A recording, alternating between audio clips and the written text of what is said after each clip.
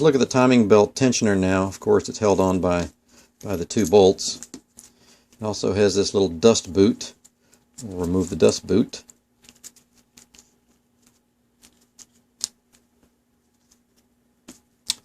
And then it's got a pin. You can see the pin has a hole in it, as well as the casing has a hole in it on both sides. So what we need to do is compress the tensioner down until it's all the way down in the bore. Then I'm going to use this Allen wrench and stick it through the hole in the case and through the hole in the pin. Then I can release the tension and it should stay compressed so that we can install it back on the truck. So I'll just put the tensioner in my vise, and now I can apply pressure slowly and compress that piston back into the tensioner. And since I think there's oil in there, you can't do it real fast. I can just do it a little bit at a time. And I can feel it get hard. Then it gets a little easier. And it gets hard again. A little easier. I'll just keep doing that until it compresses all the way in. And the manual says this can take between 220 and 2,100 pounds of pressure. Sure doesn't feel like I'm applying that much, but it is pretty considerable. Now what I'm looking for is for the hole in the pin to line up with the hole here in the case. You can see now that those holes are aligned. I can see all the way through. Now I'll just install this Allen wrench down through the holes until it just protrudes through the other side. You can also use a drill bit for this. That works just as well. So I'm holding my finger here so it doesn't fall through, so it's just barely sticking through the other side. Then I'm going to release the tension on the vise and let that piston come back out and then lock in place against that Allen wrench. So now what we've got is the compressed tensioner ready to go back on the truck. And before we do that, we can put the dust boot back on. I have to kind of thread the wrench through that hole in the dust boot so that it sticks out the side. Back onto the truck now, we can reinstall the tensioner, and this dust boot fits up into that hole.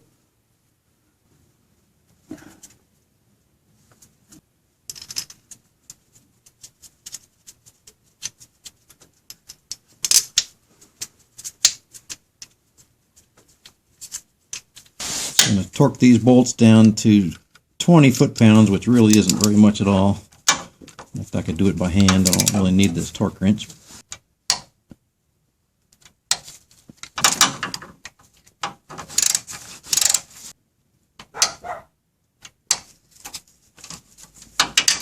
So after verifying my timing marks one last time on the crankshaft pulley and on the camshaft pulleys, I'm going to go ahead and pull the pin on the tensioner.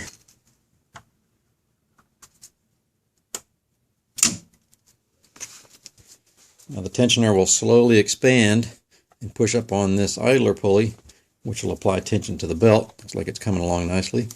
So the next thing to do is I'm going to turn the crankshaft around 2 full revolutions, which means each camshaft will come around 1 full revolution, and then recheck my timing marks to make sure nothing has slipped.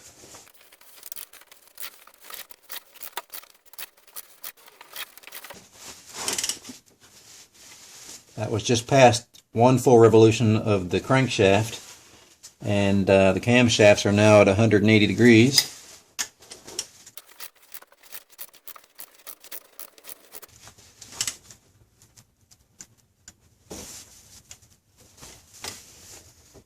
So now we can confirm that the crankshaft is indeed on the 0 degree mark, and that the camshafts are on their timing marks.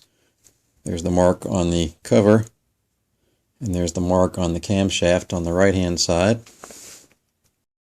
And here's the left and driver's side camshaft. There's the mark, and there's the mark. Now, you might notice that the mark on the belt no longer aligns with the actual timing marks on the cam pulley or the cover. That's alright. This was actually the mark that used to be over on the passenger side the last revolution. The belt never returns back to its same spot, but as long as the camshafts line up, that's what we're looking for. Back on goes the fan bracket.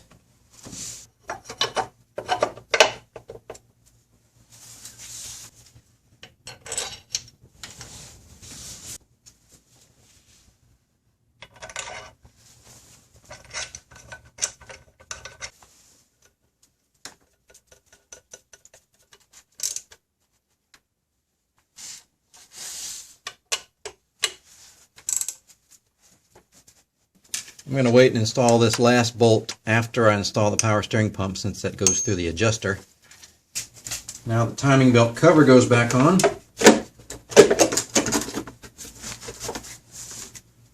It has 6 bolts.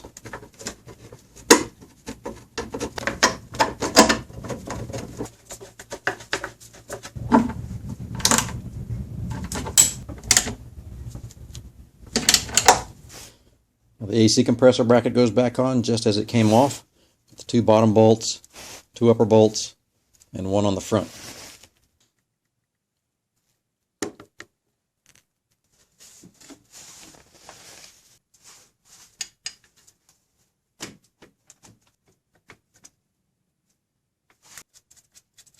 Remember, this lower bolt had this little strap that went underneath the head of the bolt.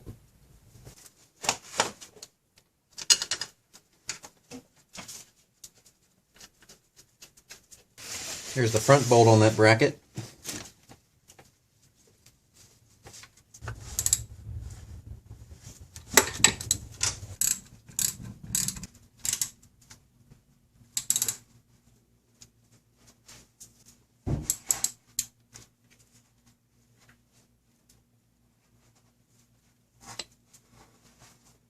All right, let's see if the AC compressor is going to want to go back home without too much trouble.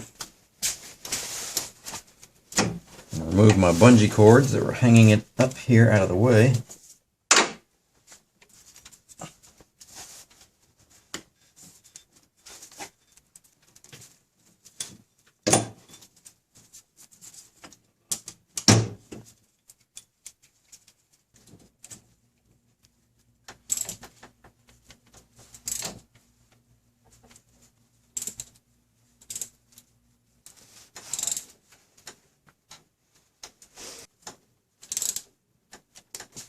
Alright, now that the AC compressor is back home where it should be, we can plug its electrical connector back in.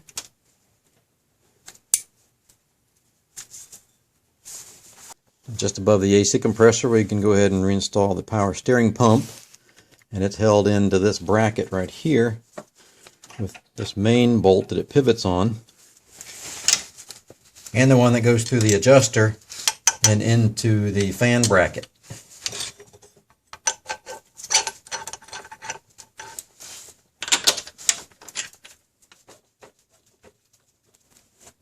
I'm going to tighten this one. That's the adjusting bracket. But I'm going to leave this pivot and the tensioner itself loose until we're ready to adjust the tension on the belt. So before we put the fan on, I'm going to lay the alternator belt back in here on the crankshaft pulley up and over the fan bracket. That's where that's going to want to go. In the next groove goes the AC belt. And that needs to be worked up under the tensioner, which is still loose. Now we can tension this belt with a socket and a universal joint.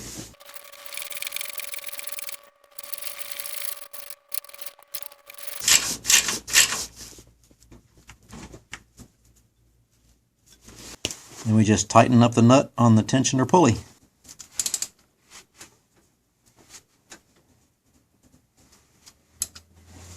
So that gives me about a ½ an inch of deflection on that belt when I give it a decent push.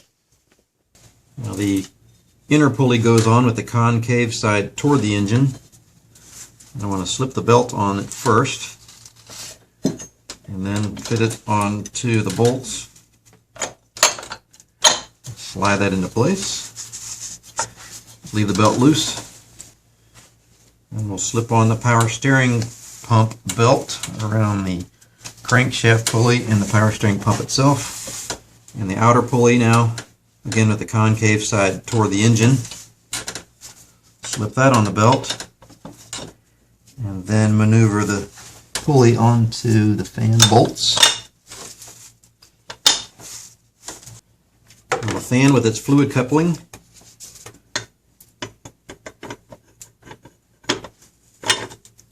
Try to get my fingers in here and get the nuts started.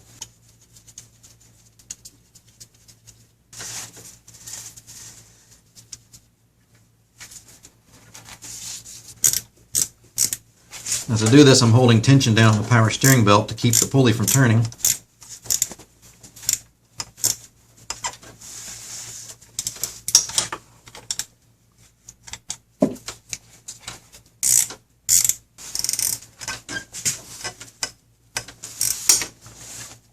Now we want to tension the alternator belt, and the adjuster is down at the bottom. Right there is the adjusting bolt.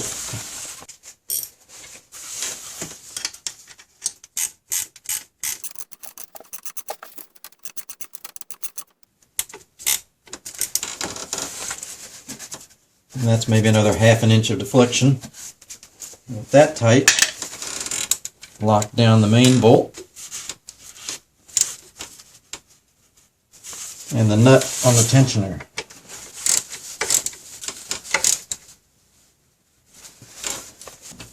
So that again leaves me about ½ an inch of deflection. We don't want it so overly tight that it would overstress the bearings in the alternator. Now I'm going to work on tensioning the power steering pump belt. And there's the adjusting bolt end of it. Right there's the head of it. Tight quarters, and it's hard to get a wrench in here that you can swing.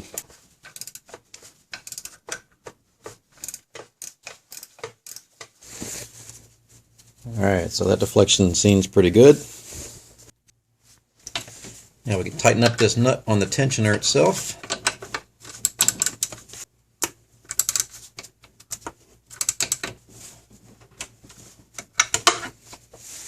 And the main bolt in the bracket by going through the pulley with my socket.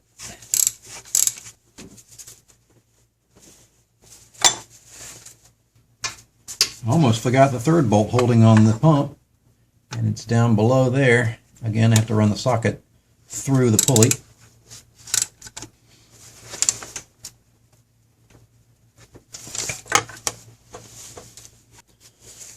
Double checking the tension one last time. Normally I would reinstall the fan shroud, but I don't have one. It never had one when I bought this. It was missing. I may look into finding a replacement for that at some point, but I've never had an overheating problem with it, so I'm not going to worry about it for now. Let's reinstall our coil packs here on the passenger side.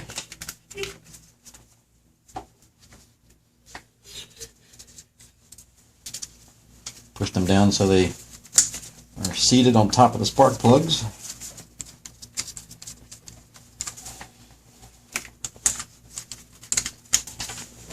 And just snug them down, not very tight.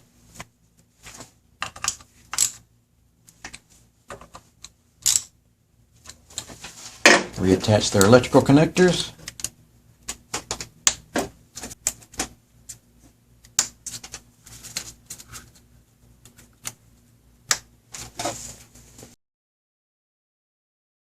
And we can run the wires across to the other side of the engine. First start by clipping in this wire clip into the timing belt cover.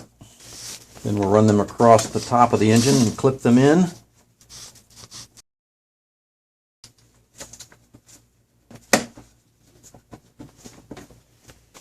And then run them across here to the driver's side. Kind of hard to get them mixed up because they're all different lengths.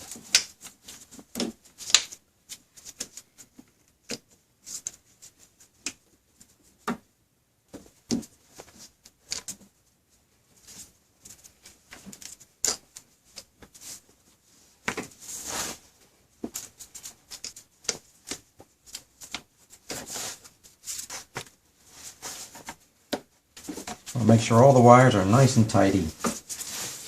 And now the air box and air filter.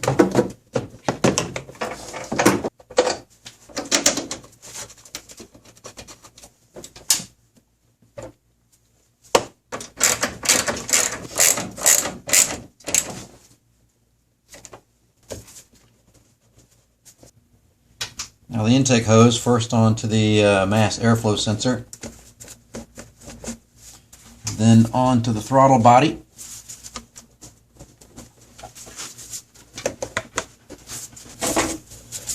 Tighten down the clamps.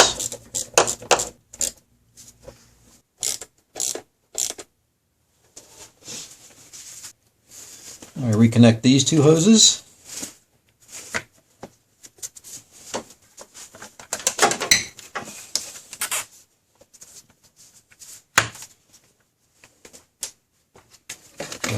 Plug in the mass airflow sensor.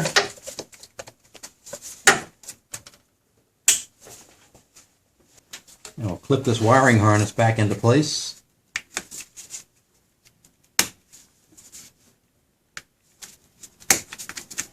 Reinstall this hose. So let's install the cruise control cable now. And it's got this little T on the end of the cable. If you rotate this up, stick that into that hole and slide it across until the cable clears and is now inside that channel. Slides down that way.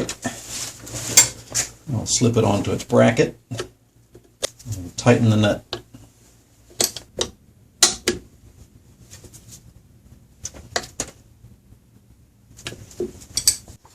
The throttle cable in this little vacuum line attached with this bracket onto the intake plenum.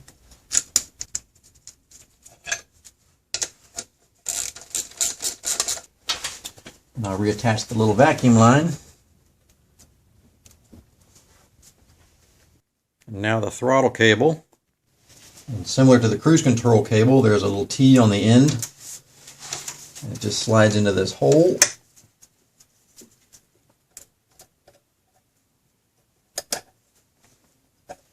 Until the cable clears, and then we run it down into that channel and up into its bracket. And tighten it down.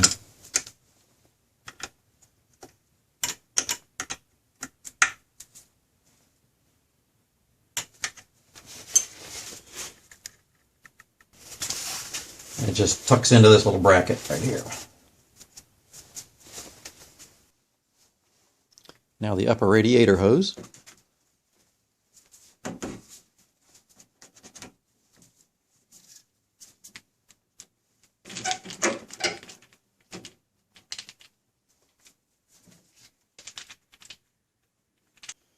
Slide the coolant reservoir down onto its bracket.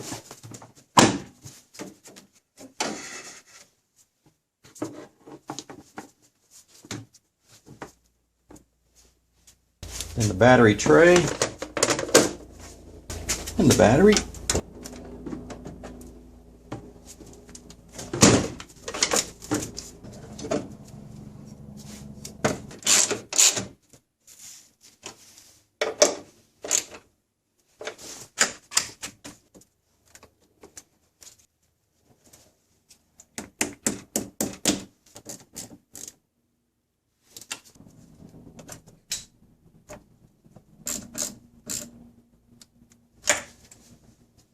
So I'm a little concerned about the debris that fell down into the cooling passages when I had the cylinder head off. So I think I'm going to flush the cooling system. That process really isn't the purpose of this video, so I'll just go ahead and do that. What I'm going to do is take out the thermostat. When I run the engine for a short period of time, I can flush some water through it, and I won't have to wait for it to heat up to operating temperature for the thermostat to open. I'll just make sure we get a good flush through the engine even when it's cold.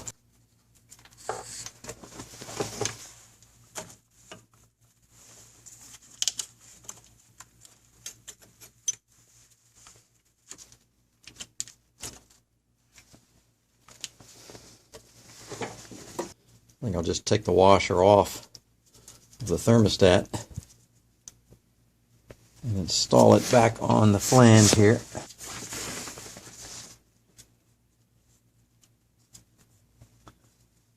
Not that it's going to be this way very long, but at least it'll keep it from leaking.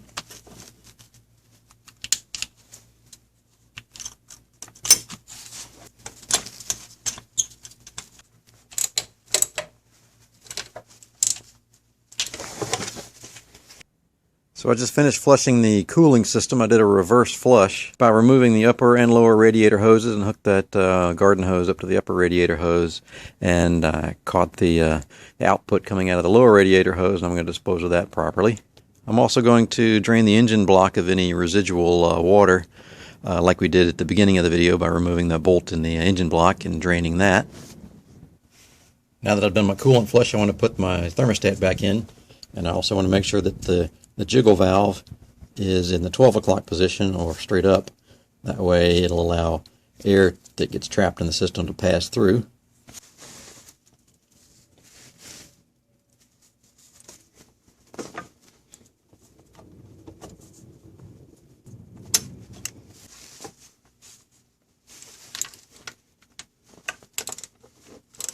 Now I will refill the cooling system with equal parts antifreeze and distilled water.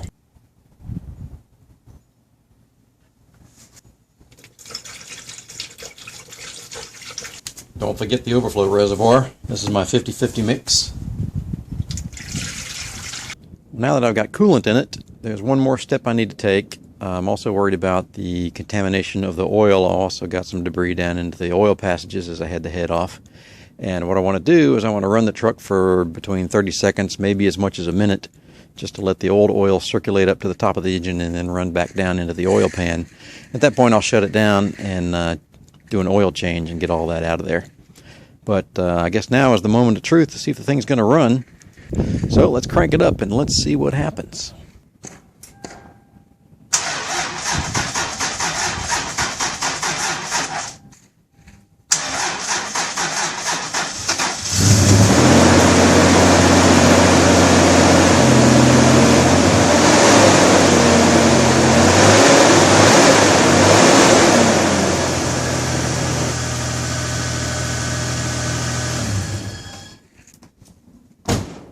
Wow, how about that? It actually runs. Coolant level most certainly dropped because it started to expel some of the air trapped in the system, and that'll continue until I can bring it up to full operating temperature and completely purge it of air. Let me move on to the oil change. That's a standard oil change, and then we'll proceed with the wrap-up.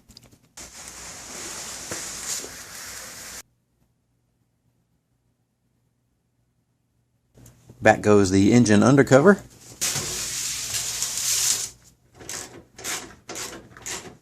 And with the cooling system topped off and fresh oil in the engine, I'm going to pull it out of the garage for the first time in several weeks.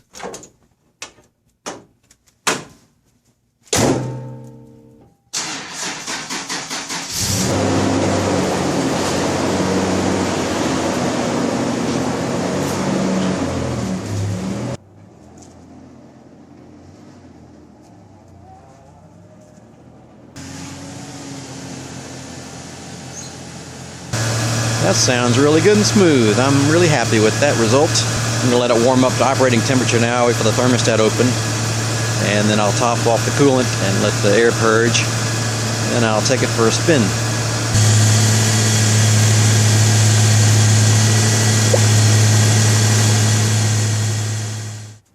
Alright, I think that's it. Let's go ahead and wrap this up. So if you followed this video series and you saw the very beginning, my initial diagnosis was a blown head gasket here on cylinder number 4, but as it turned out it was a cracked cylinder head such that it was leaking coolant into the exhaust system or the exhaust valve, such that we didn't get any coolant contamination into the oil or down into the crankcase. So the ultimate fix was to replace that cracked cylinder head, which did in turn require replacing the head gasket, doing that full teardown just to get to it. I've been driving to work for a couple weeks and the truck has been performing flawlessly.